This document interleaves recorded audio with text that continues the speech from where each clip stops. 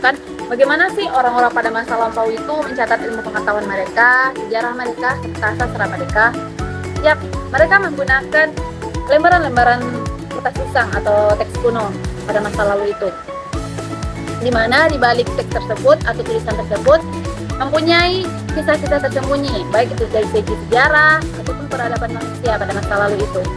Namun pasti timbul pertanyaan kan bagi kita, bagaimana kita bisa memahami atau mengetahui keaslian dari naskah-naskah tersebut. Nah, disinilah peran filologi dibutuhkan. Baik, dalam video kali ini saya ingin menjelaskan hakikat filologi, apa itu sebenarnya filologi, objek kajian apa aja yang dituju oleh filologi, serta tujuan dan manfaat dari filologi tersebut. Filologi itu sendiri mempunyai makna.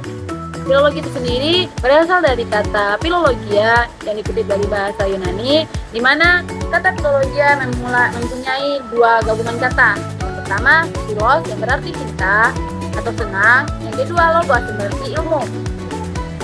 Di mana kalau digabungkan filologi itu memiliki arti cinta ilmu, senang ilmu, senang membaca gitu kan. Karena berkembangnya waktu, jadi pengertiannya itu menjadi senang belajar.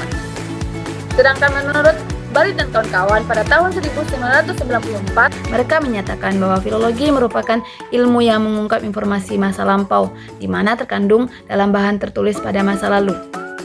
Dengan harapan adanya nilai-nilai atau hasil budaya masa lalu yang diperlukan dalam kehidupan masa kini. Setelah kita mengetahui apa itu filologi, selanjutnya kita akan membahas tentang objek kajian dari filologi. Objek kajian filologi itu sendiri ada 4. Yang pertama naskah, di mana naskah itu ditulis dengan tangan sebelum era percetakan, bisa berupa kitab, prasasti, ataupun dokumen kuno. Terus yang kedua itu teks dalam naskah, di mana kita dapat memeriksa variasi teks yang mungkin mengalami perubahan, kesalahan penyalinan atau interpolasi. Yang ketiga, bahasa dan gaya bahasa dalam naskah, di mana menganalisis bahasa kita dapat menganalisis bahasa yang digunakan, termasuk perubahan linguistik terjadi seiring berjalannya waktu, dengan mengkaji gaya penulisan dan struktur bahasa dalam naskah. Yang keempat, struktur dan kodikologi naskah. Kodikologi itu merupakan ilmu yang pelajari fisik naskah, seperti jenis kertas, tinta, dan pun cara penulisannya. Setelah kita mengetahui apa itu filologi, selanjutnya kita akan mengkaji tentang apa saja objek kajian dari filologi. Objek kajian filologi itu ada 4. Yang pertama naskah, di mana naskahnya ditulis dengan tangan sebelum era percetakan, baik itu berupa kitab, prasasti, ataupun dokumen kuno.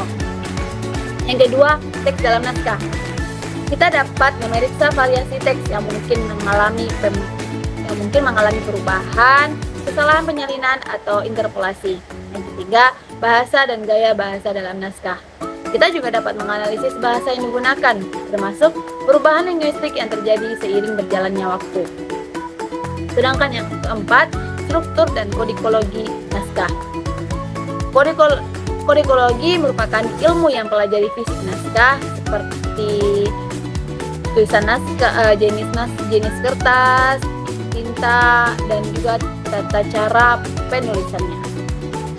Tidak hanya objek kajian, filologi juga mempunyai tujuan dan manfaatnya. Di mana tujuan dari filologi itu yang pertama, kita dapat memahami kebudayaan suatu bangsa melalui sastranya, baik itu tulisan maupun lisan.